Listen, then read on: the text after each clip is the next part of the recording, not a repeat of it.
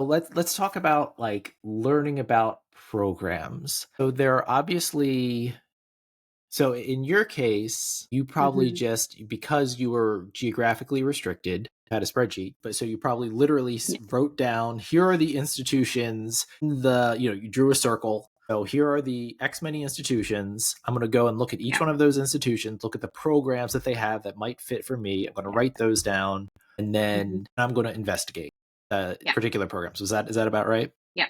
Yeah. That's pretty much it. Yeah. And once I crossed off any that I was like, there's no chance or it's too expensive or anything like that. And I had kind of a short list. Yeah. Sure. So obviously, if your geography is limited and you want that geography is the way to go.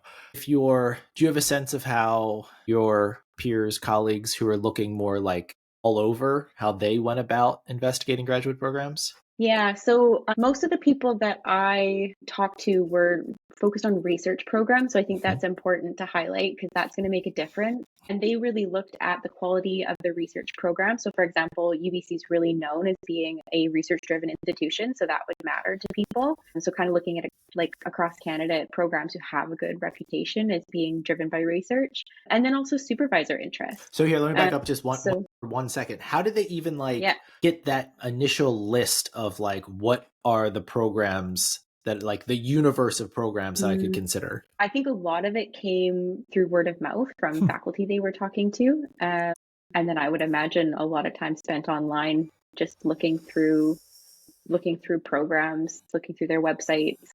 I mean, I would assume there's a certain amount of Reddit exploration on what kinds of programs are good programs from people who are in them. But yeah, I think also, I mean, because I went to Kwantlen, which is a little bit of a smaller school, um, I knew a lot of faculty well, and I think that was common with the students who were applying to grad school is that you knew your faculty pretty well. So there was a lot of mentorship from them in kind of helping to find programs that fit, which was really helpful. Yeah, that's great.